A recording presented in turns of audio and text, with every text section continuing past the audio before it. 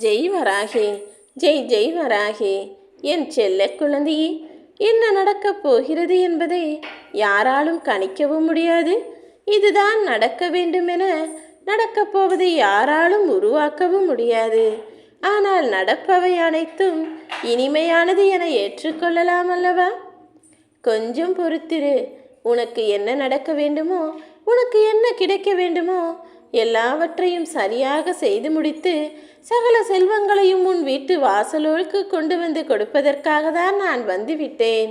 இனிமேல் உன் மனதோடு நீ போராட்டம் நடத்தி கொண்டு எல்லா விஷயங்களையும் யோசித்து கலங்க வேண்டிய அவசியமே இல்லை. உன் மன மகிழ்ச்சியோடு வாழ்வதற்கான எல்லா வழிகளையும் நான் செய்து முடிக்கப் போகிறேன் என் செல்லமே. பிரச்சனைகள் எல்லாமே அந்த நிலவு போலத்தான். ஒரு நாள் வளரும், ஒரு நாள் தேய்ந்து போகும், ஒரு நாள் அமாவாசை இரவு போல காணாமலே போய்விடும். ஏன் இதற்கெல்லாம் போய் கவலை கொள்கிறாய்? உனக்கான அதிர்ஷ்டம் இருப்பதால் தானே, உனக்கான நல்லது நடக்க வேண்டும் என்கிற பிராப்தம் இருப்பதால் தானே இப்போது இந்த பதிவை நீ கேட்டுக்கொண்டிருக்கிறாய். நிச்சயமாக சகல செல்வங்களும், சகல ஐஸ்வர்யங்களும், சகல சௌபாக்கியங்களும் உன் வாழ்வில் வந்து சேரத்தான் போகிறது.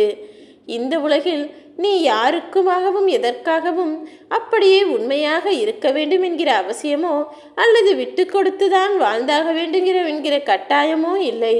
உன் மனசாட்சிக்கு நீ உண்மையாக இருந்தாலே போதும்.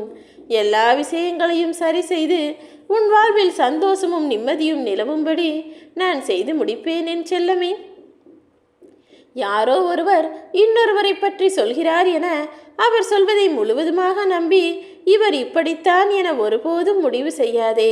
அப்படி மற்றவர் சொல்வதையே முழுவதுமாக நம்புவதற்கு நான் இதற்காக உனக்கு மூளையை கொடுக்கப் போகிறேன்? உனக்கென மதி இருக்கிறது.